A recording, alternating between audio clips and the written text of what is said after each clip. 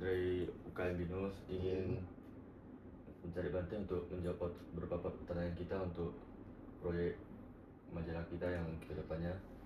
Jadi saya langsung mulai aja ya, Dr. Ya, Banten. silakan. Jadi untuk pertanyaan pertama dari kita, bagaimana Banten menjelaskan makna duka kepada generasi muda di saat ini? Makna duka terhadap generasi muda saat ini. Iya. Ya. Oke, sebelumnya namo sang yang budaya, namo budaya. Ya. Bante izin menjawab. Ya. Tentu kita sebagai penerus dari agama Buddha ya sudah mengetahui bahwa duka itu dapat diartikan sebagai sebuah penderitaan. Ya. Jadi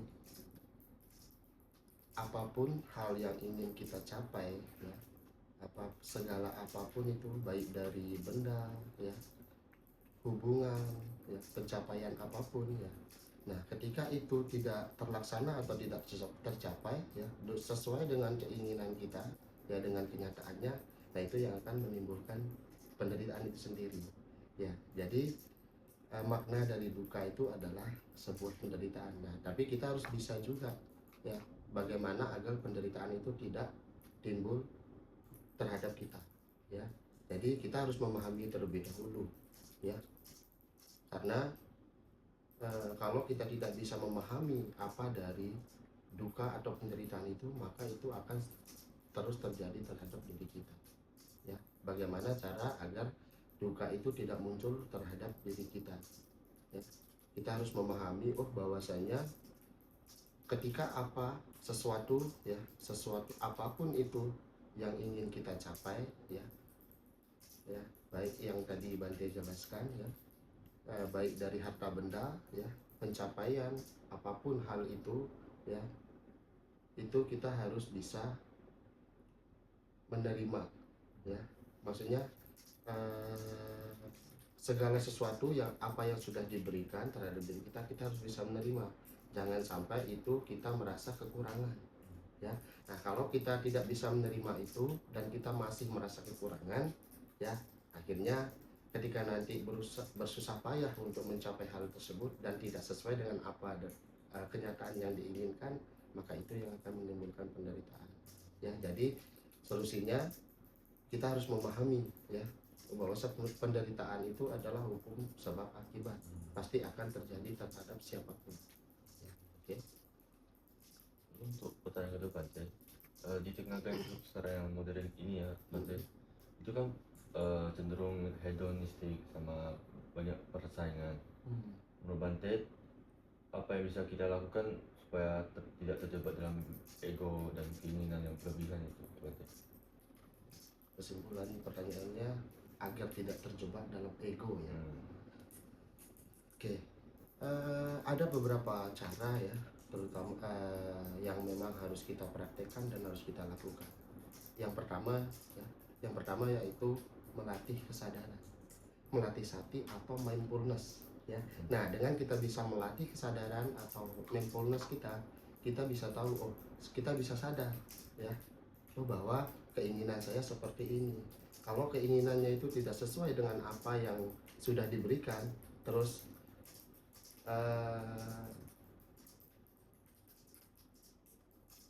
dan ingin merasa lebih lagi untuk mendapatkan hal itu, nah, dan tidak tercapai, maka itu juga akan menimbulkan penderitaan itu sendiri ya. Jadi kita yang tadi harus melatih kesadaran kita. Nah dengan melatih kesadaran kita bisa tahu, keinginan yang seperti ini yang menimbulkan penderitaan, keinginan yang seperti ini yang tidak bisa menimbulkan penderitaan ya.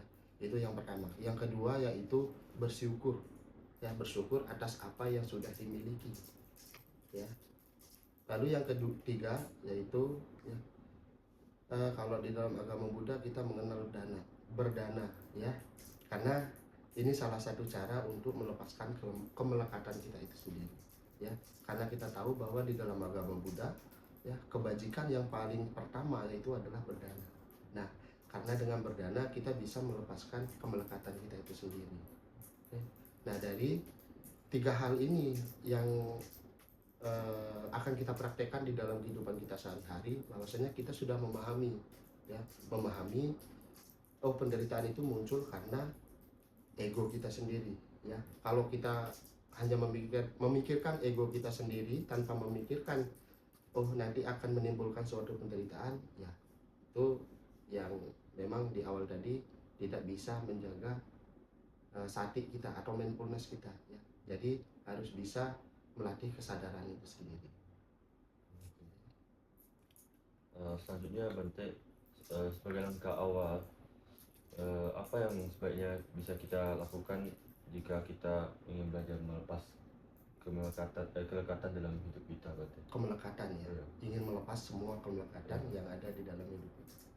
Langkah awal. Langkah awalnya, oke. Untuk langkah awalnya kita harus memahami ya objek dari kemelekatan yang ada di dalam diri kita. Tadi yang sudah sampai Bante sampaikan di awal ya, seperti harta benda ya, pencapaian ataupun hal-hal apapun itu ya, kita harus memahami itu.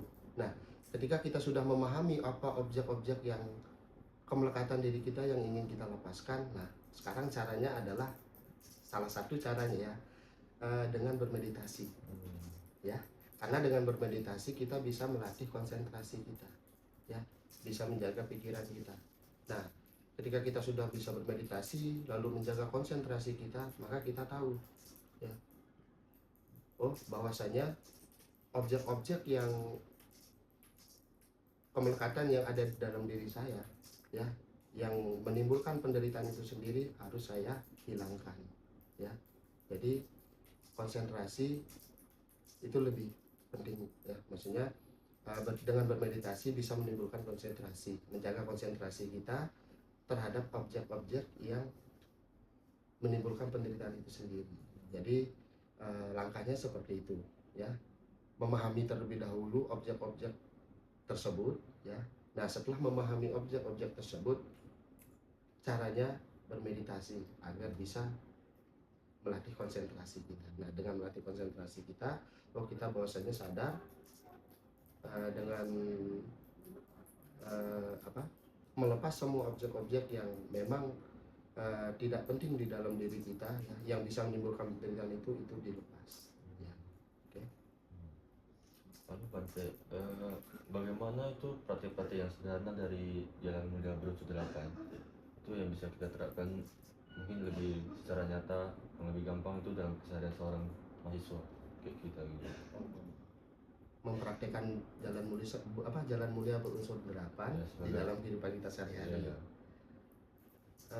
Tentu kita harus memahami terlebih dahulu ya, jalan mulia berunsur 8 itu adalah pedoman hidup kita ya. Sang Buddha Gautama ya, mencapai penerangan sempurna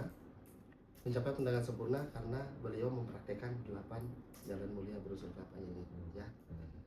Nah, yang pertama yaitu pandangan benar ya, atau samaditi. Nah, pandangan benar ini kita harus memahami bahwasanya melakukan suatu tindakan itu ada akibatnya ya. Jadi tindakan baik yang kita lakukan, maka baik yang akan kita dapatkan. Begitu pula kalau tindakan buruk yang kita lakukan, maka buruk juga yang akan kita dapatkan ya. Lalu ada ucapan benar ya.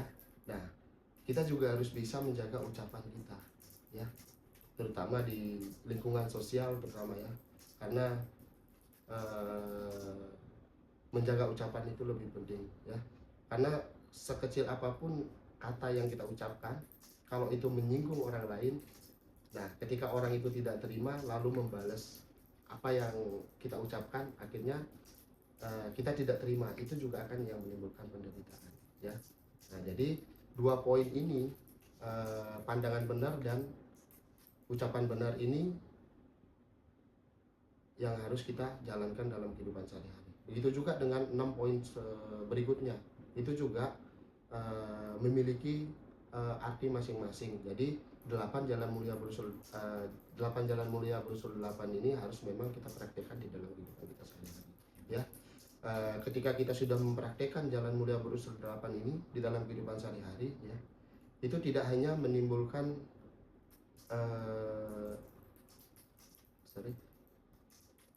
nanti itu yang akan menimbulkan kebijaksanaan ya, atau moralitas yang ada dalam diri kita ya. Jadi pesannya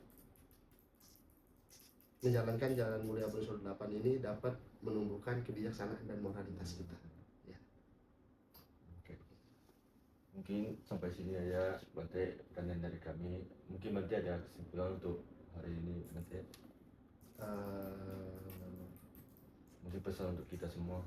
oh ya, mungkin tadi dari semua pertanyaan yang disampaikan oleh mahasiswa dari Universitas Binus ya. Jadi pesan Bante ya, kita harus memahami dulu ya arti dari duka itu. Kalau kita sudah memahami arti dari duka itu, nah nanti ketika kita ingin menghilangkan segala penderitaan yang ada di dalam diri kita sudah tahu caranya. Nah, seperti jawaban-jawaban yang disampaikan oleh Bante tadi ya, bagaimana caranya agar ego kita tidak terlalu muncul ya, terus sesuai dengan perkembangan zaman ya, apalagi sekarang zaman serba modern ya, apalagi menggunakan gadget ya, menggunakan alat teknologi itu harus bisa digunakan sesuai dengan kebutuhan kita. Jadi jangan menggunakan gadget atau teknologi itu hanya untuk membangga-banggakan diri ya, karena dengan nantinya kita membanggakan diri apalagi lewat medsos ya, media sosial, itu juga akan, kita tidak tahu itu bahwa akan menyinggung perasaan orang lain ya. Nah, ketika ada orang yang merasa tersinggung dengan apa yang kita post di media sosial, nanti mereka akan membalas lalu kita tidak terima, itu juga yang akan memunculkan penderitaan. Jadi kita, kesimpulannya adalah harus bisa ya menggunakan alat komunikasi itu atau gadget itu dengan sebaik-baiknya. Oke, mungkin hanya itu saja dari Bante ya. Namo Buddhaya. Ya, terima kasih atas waktunya Bante. Salam saya Bante. Namo Buddhaya.